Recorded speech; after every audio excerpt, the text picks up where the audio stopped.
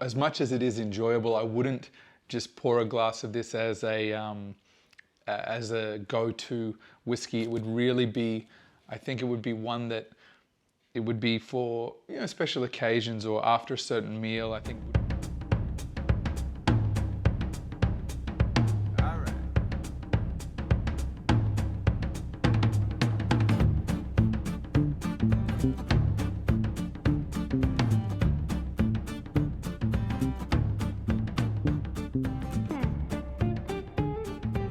Welcome back, Malt Lords. This is Wade McIntyre, and you are here again with me on a tasting and review with McIntyre's malts. So today I wanted to do a whiskey that I stumbled upon and really enjoyed. So I've got it with me today, and I'm going to give you guys a look.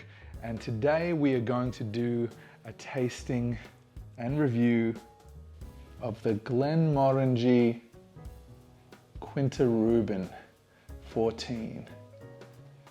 All right, so I'm very much interested in trying different whiskeys, and I like to jump online and watch videos just like this one to get an understanding of what's out there, what the flavor profiles are, and what other people think of the whiskeys, and it definitely helps inform my buying decisions.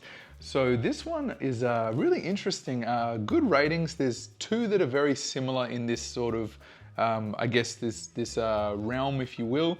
So there's the Quinta Ruban, which we have today, is aged in American oak barrels, and then it's finished in fine Ruby Port Casks. So I believe the split, it's 14 years old. I believe it's 12 years in the American oak barrels, and then a 2-year finish in the Ruby Port Casks. If that's not 100%, you know, share your knowledge with me, put it in the comments below, and let me know if you know. And the other whiskey that's similar to this is the, I think it's called La Santa, and that's a sherry finish. I don't believe it's aged 12, and then the other 2 years finish, I think it's just the 12 years. I'm not sure of the breakdown between the way it's aged on the La Santa, but this one stood out to me because I hadn't tried a port cask finish, so I was interested, and I've heard lots of things where they've got a different sort of flavor profile that comes from the port casks versus the sherry casks, and I very much enjoy the sherry cask finish. Or the full sherry maturation on the whiskeys that I'm enjoying currently. So I thought I'd dive into this one with you guys and give my thoughts, give you know, tasting notes in the nose and so on and so forth. The label says, our Quinta Ruban port cask finish brings chocolate boldness to Glenmorangie's renowned smooth style.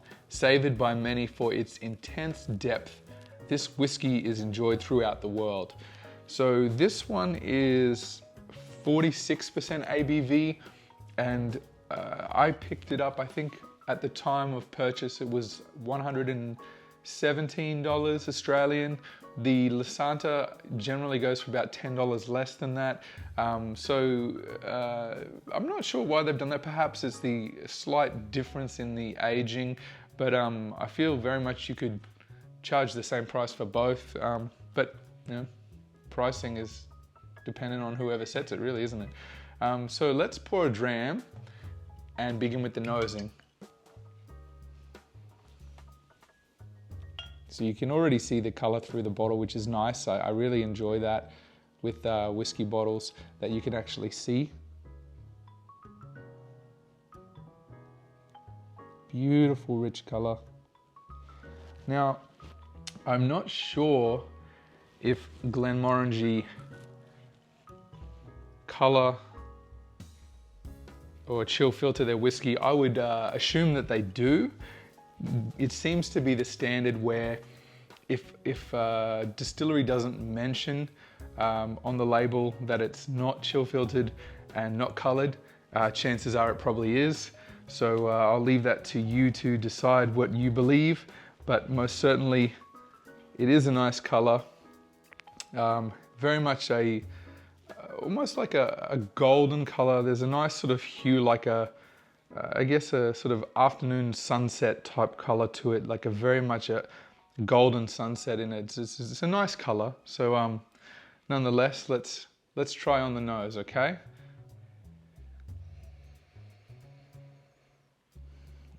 Right away, that very much that dark chocolate scent is there.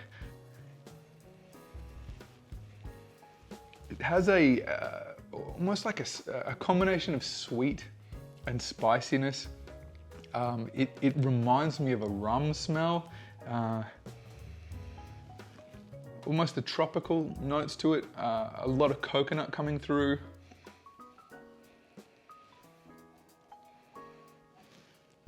For me, the chocolate smell is very prominent. It's very much a dark chocolate, not like a creamy milk chocolate. Mostly that cocoa kind of scent.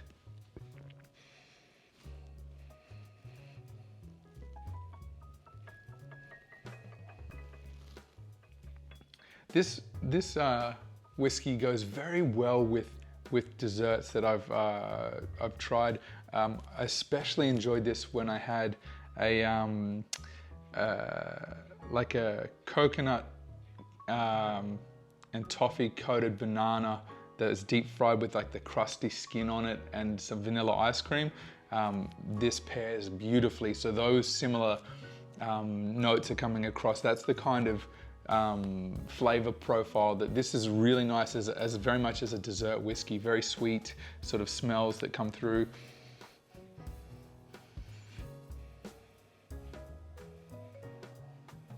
Some darker fruits. Elements of like plums. A little bit of date. Very much the prominent smells is the dark chocolate and the coconut for me personally. It's a lovely smell, interesting, very nice and appealing. It's nice on the nose. It's an enjoyable scent. All right, let's get into the tasting. Let's try on the palate.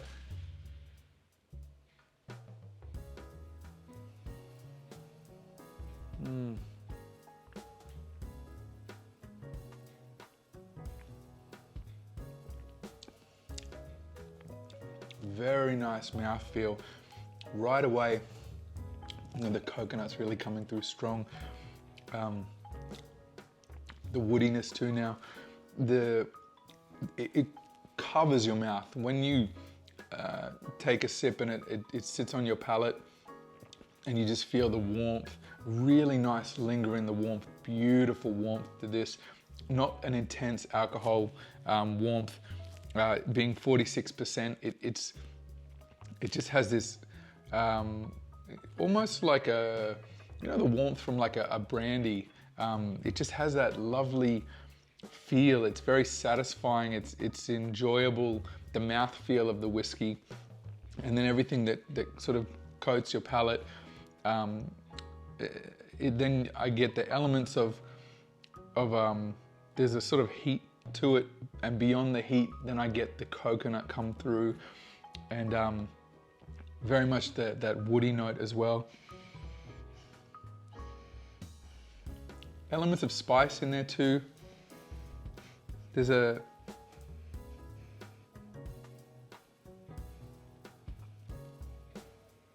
more like baking spices, cooking spices, not herbal. Very much think, as I say, the desserts, the sense of like baking like a pie perhaps.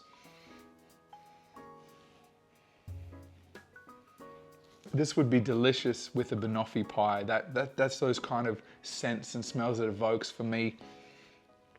It's very much a dessert whiskey. For me personally, I wouldn't.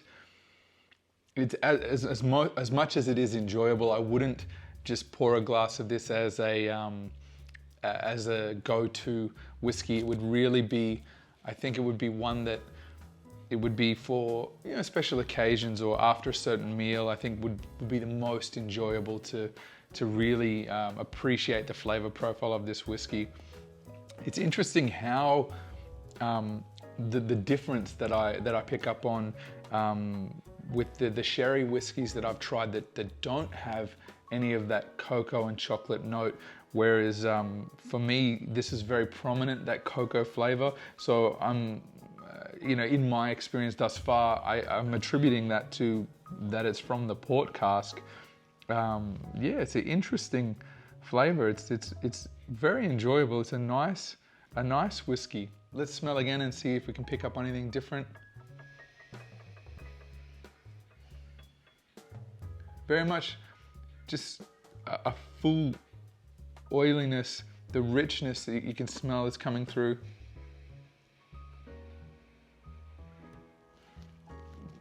Really, really strong baking spices now. The cloves and nutmegs, cinnamons. It's lovely. The nose is really beautiful. This is my first Glenmorangie, so I don't have a reference against other expressions that they offer, but it's a very nice place to start. Almost like a syrupy, I'm getting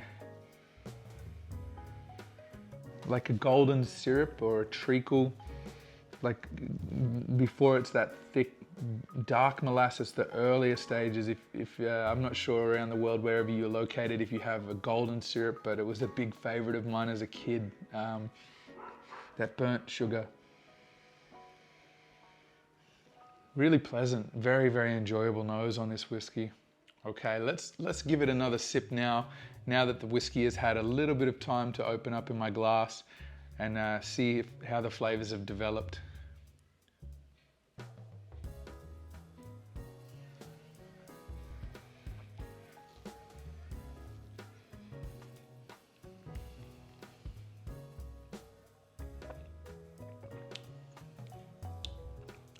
Gorgeous mouthfeel. There's a slight bitterness, but enjoyable, like the contrast to take you through that rich and oily coating mouthfeel, and then the warmth hits and it follows through with the touch of bitterness and the woody notes, and then from there into the sweet and the coconuts, the golden syrups, the cocoa notes, and then just smooths out beautifully and just is a lovely finish. It's elements. It's not a long finish, but I get elements that hang around on my palate, and it's mostly a bit of dryness and the oaky wood flavors, and some of the spice. A lovely whiskey. So thank you guys for being here with me on this one, and I think it's a lovely whiskey. I hope to pick up the Lasanta soon and give you a comparison between the two. You can see I definitely enjoy it. There's not a lot left in the bottle, so I had to do the review before I run out to show you guys. So thank you once again, and enjoy your whiskey responsibly.